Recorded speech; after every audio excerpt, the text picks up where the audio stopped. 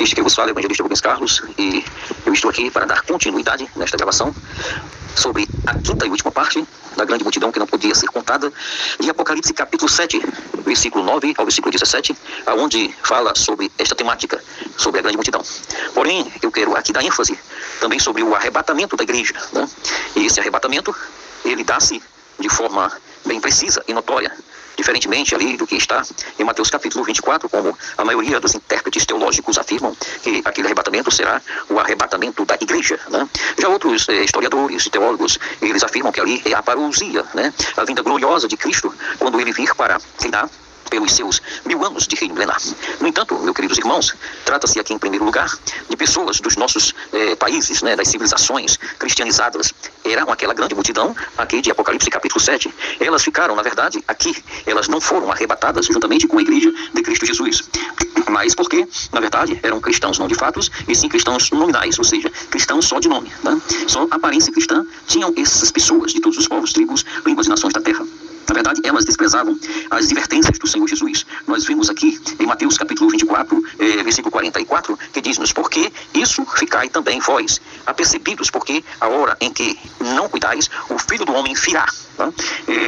Essa é uma grande parte onde são chamados cristãos, né, que serão deixados, né, aqui para o período tribulacional. Na verdade, o que nós temos aqui é uma poderosa revelação de Cristo Jesus para, nas entrelinhas, para a igreja do Senhor Jesus. O que dá-se aqui dentro dessa interpretação, na verdade, são os que foram deixados para trás, né? E que esses chamados cristãos, eles não deram, né, a importância devida às palavras de exortações da sua doutrina, eles não valorizaram a palavra de Deus, e no entanto eles ficaram para trás. Como no tempo ou nos dias de Noé, né? Aqueles dias em que o Senhor Jesus diz de maneira breve, né, e clara, que comiam, bebiam, casavam e davam-se em casamento, né, até o dia que veio o dilúvio. Mateus 24, versículo 38 e 39, né, nós vemos aqui que eles, né, o perceberam, mas já era muito tarde para que eles entrassem na arca. E que foi exatamente assim, né, que haverá e que será o arrebatamento da igreja. Muitos, na verdade, que nos dias atuais não dão essa verdadeira importância, chegarão, então, posteriormente, a se converterem sobre lágrimas, dores, perseguições, martírios, onde o sangue de muitos hão de ser derramados, né? Mas o que salva esses crentes não são o sangue deles que se é derramado, mas sim o Cordeiro de Deus que tira o pecado do mundo. A graça salvadora de Deus ainda continuará salvando aqueles que aqui ficarem por revelação da sua palavra, aonde ela convencerá esse povo do seu pecado, da justiça e dos juízos de Deus para aqueles dias, né? Com a conversão desse povo, eles passarão por tantas crises como, na verdade, nunca foram vistas, né? Eles terão sede, fome e não conseguirão, né, fugir da ira do anticristo, do falso profeta e do próprio diabo e Satanás, a antiga serpente. Capítulo 7, versículo 16 de Apocalipse, nós podemos contemplar estas imagens, né? Agora, pensemos, né, no inumerável multidão aqui de Apocalipse capítulo 7, pois é durante a grande tribulação que haverá, queridos, né, todo tipo de devastações e destruições avassaladoras. Versículo 16, na verdade, conclui-se ainda que esse povo terão que sofrer sob o extremo calor, né, que haverá de existir, que eles terão, na verdade, de passar por estas situações de flagelos, de verdadeira dor e aflição, aonde eles, na verdade, terá acabado somente todo o sofrimento após a morte, quando eles chegarem na glória. Está escrito que não cairá sobre eles o sol, nem o ardor algum, porque Deus mesmo habitará sobre eles e será a sua proteção. Razão esta, porque se acham diante, né, do santuário do Deus vivo, do trono de Deus, e o servem de dia e de noite no seu tabernáculo, capítulo 7, versículo 15. Ele mesmo, Deus, protegerá. Portanto, na verdade, disso concluímos apercebidamente que tudo eles sofreram. Agora, os horrores, os terrores dos que ficaram para trás, eles são terríveis.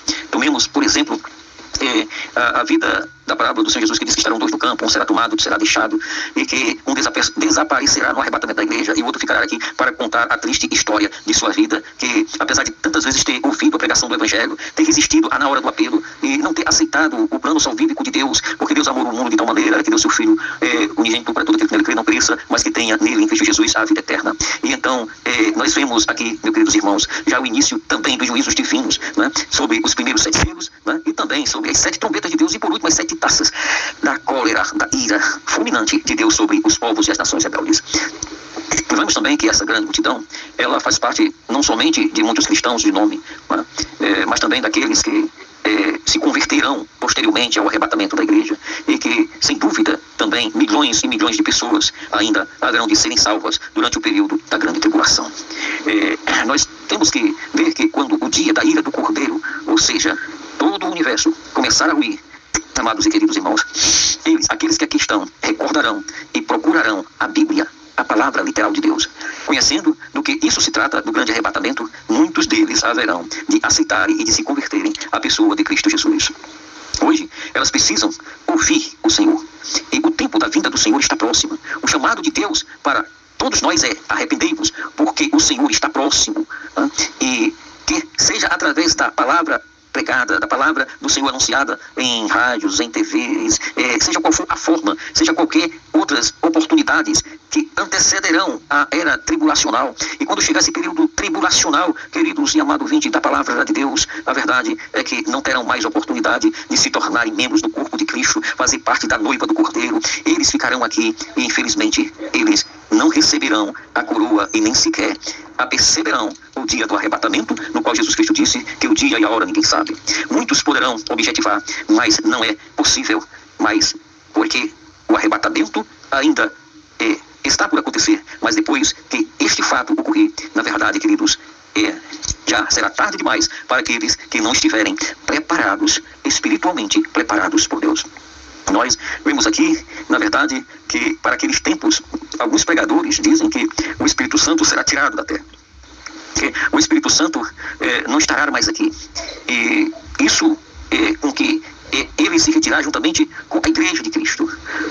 Mas possamos ver que esta obra do Espírito Santo, ela permanecerá a si mesmo aqui na terra. A igreja de Jesus é arrebatada porque é o Espírito Santo que convence o pecador do que da justiça, do que mais, né, da justiça, do pecado e do juízo de Deus. Tomando por base esta palavra do Senhor, que foi o próprio Senhor Jesus que disse que após mim enviarei o Consolador, o Espírito Santo da verdade, e ele vos ensinará tudo o que eu vos tenho dito. Esta obra do Espírito Santo, ela consiste dele mesmo, vivificar através da palavra de Deus o coração do mais vil e perdido pecador.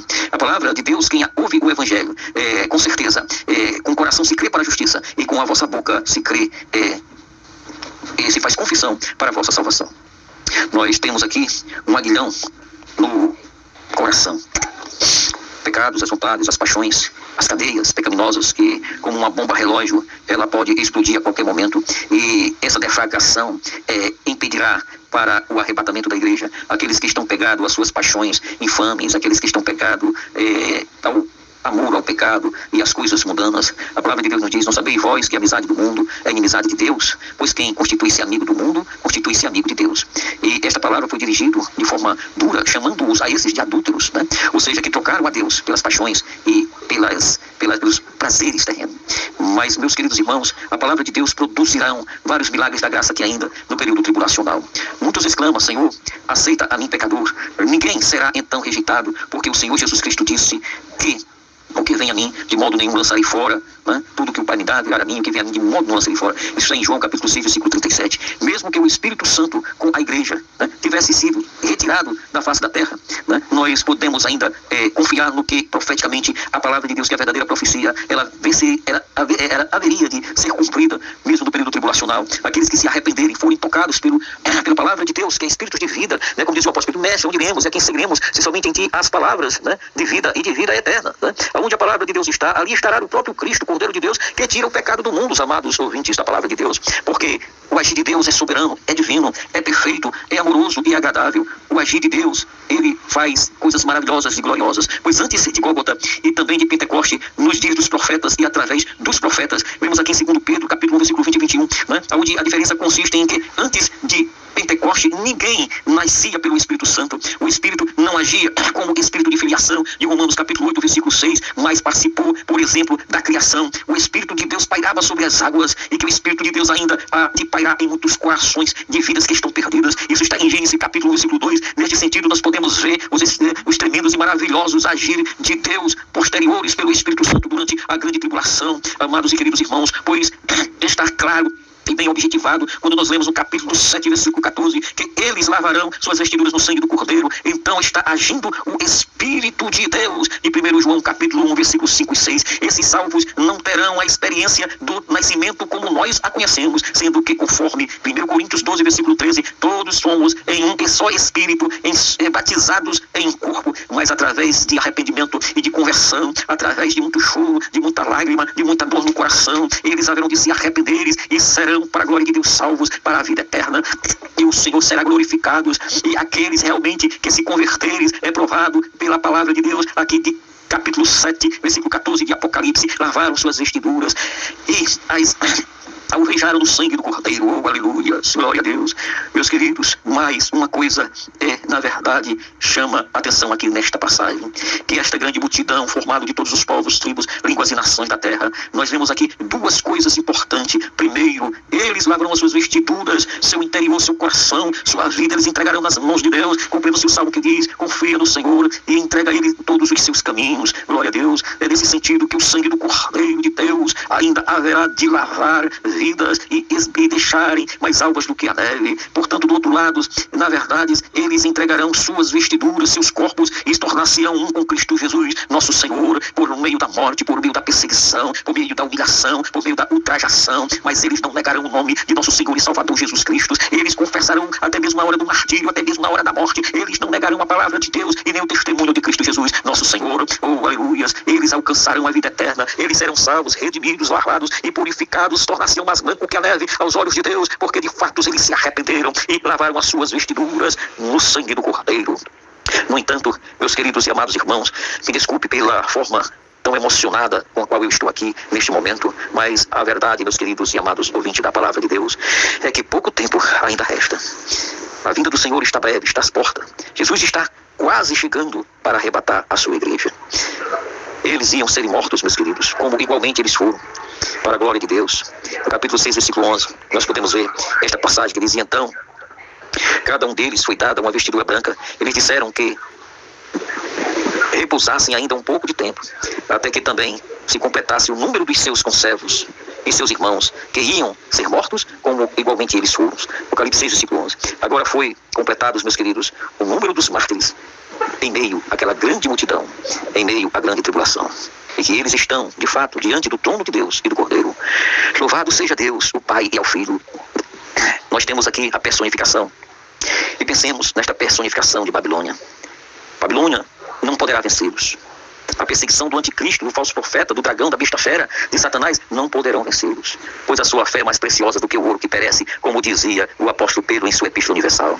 A fonte da sua bem-aventurança é o Cordeiro de Deus, o Cordeiro que se encontra no meio do trono, aleluia, os apacentará e os guiará para as fontes das águas da vida. Versículo 17. Seus sofrimentos, suas dores, suas aflições, suas tribulações, será transformado em glória resplandecente. O fulgor da glória de Deus haverá de estar sobre estes irmãos que virão daquela grande e incontável multidão, porque Deus mesmo lhe enxugará dos seus olhos toda lágrima. Sim, Deus, o Criador, o soberano, o onipotente, o eterno, enxugará de cada um deles e de forma bem individualmente todas as suas lágrimas, toda a sua tristeza, toda a sua aflição, transformará em gozo, paz e alegria do Espírito Santo de Deus. E aquela grande multidão, queridos irmãos, a glória de Deus resplandecerá sobre a vida de cada um deles, que a glória de Deus resplandeça nos dias atuais, em nossas vidas, em nossos corações, no chamado de cada pastor, de cada obreiro, na vida de cada membro do corpo de Cristo, na vida de toda a igreja do Senhor, resplandeça a glória do Senhor, pois, aleluias, glória a Deus, não haverá dia e nem haverá mais noite, porque, oh, aleluias, eles poderão estar então diante do Deus Todo-Poderoso e a própria glória de Deus será manifestada sobre cada um deles.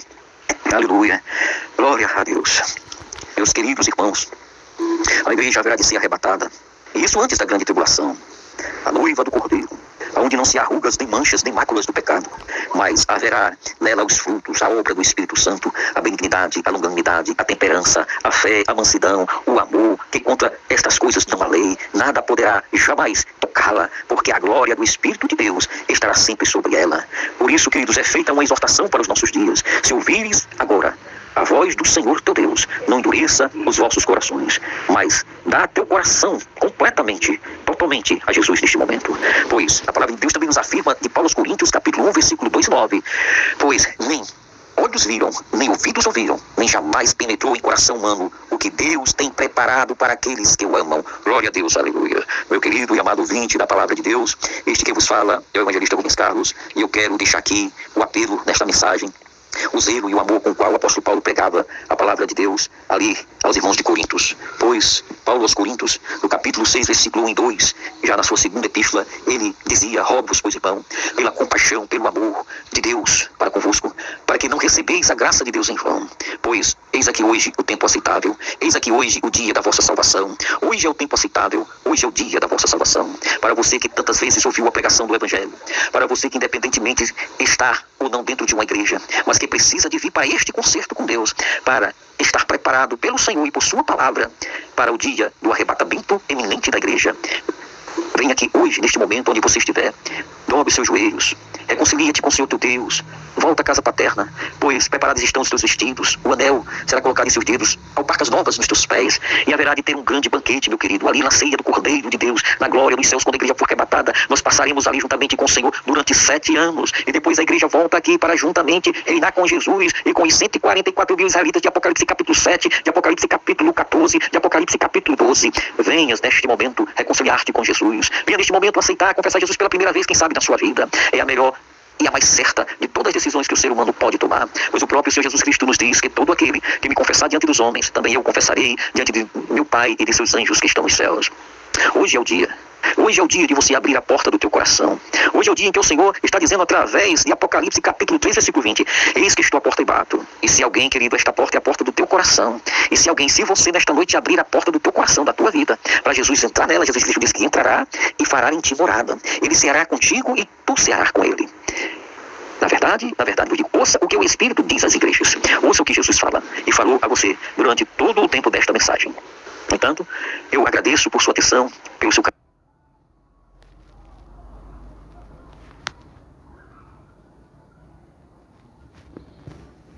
Aleluia, glória a Deus, louvado seja o nome de nosso Senhor e Salvador Jesus Cristo, bendito seja o nome do Senhor, glória a Deus, aleluia, bendito seja